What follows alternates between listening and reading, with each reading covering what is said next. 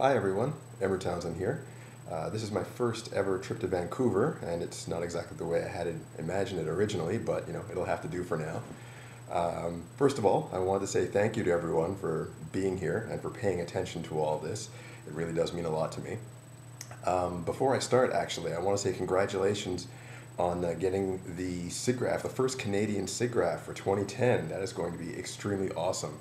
If you've never met Pete, the conference chair for your SIGGRAPH, then all I can say is he's a really fun guy, and you guys are in for one hell of a fun ride. Anyway, like most of you out there, you probably never heard about this whole thing with bone marrow before. I never heard about this thing with bone marrow before January, and I know it's a lot of information to take in, but I think it's really important to mention that the first thing that I realized when I learned about all this is that there's very few people, relatively speaking, on the bone marrow registries compared to the population. This applies to any country that you go to, but especially in Canada.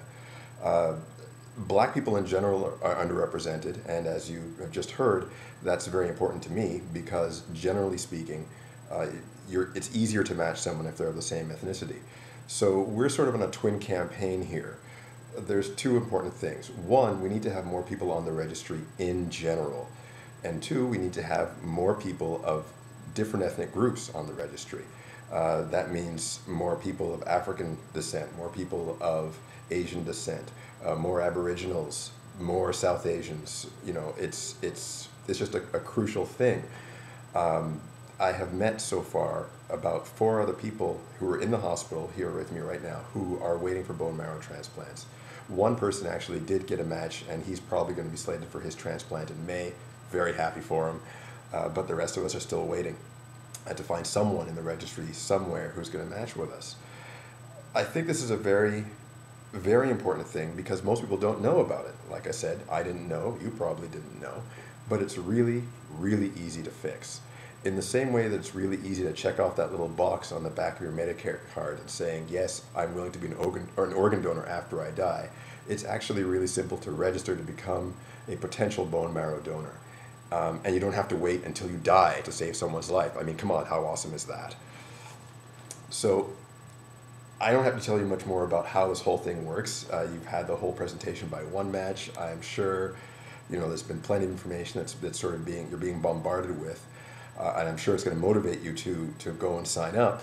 But even if you have any questions about how all this works, about how the donation process works, what happens when you receive a transplant, or even just how to tell other people or the best way to get the message out or just to get people to sign up, you can always visit my website, healemru.com.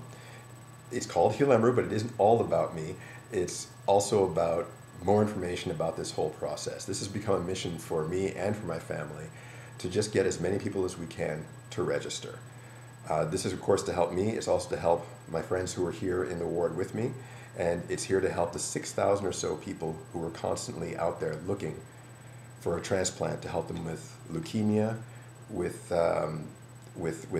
various forms of anemia, with other forms of cancer, and all sorts of rare diseases. It's really a second chance of life for a lot of people, not just for me. And that's really all I wanted to say. Oh no, I want to add one more thing. Like SIGGRAPH, you have to remember this whole business with the bone marrow registry is local and global at the same time. There are a lot of local registries around the world. We have a listing on our website of 37 countries worth of registries. The thing is, all of these registries are linked to each other. So if you have friends in Brazil, you have friends in England, you have friends in Poland, you have friends in Israel, anywhere, tell them to get on the registry, because no matter where they are, when they get on that registry, they're helping people anywhere else on the planet. That can mean me, that can mean your relatives, that can mean your friends, that can mean people you don't even know. Everybody you know, everyone you've ever met at SIGGRAPH, your relatives in far-flung countries, you got to tell them about it. So thanks a lot. Thanks for listening. And like I said, you can always hit me up with other questions. Visit the site. And I hope to see you at a future SIGGRAPH. Bye.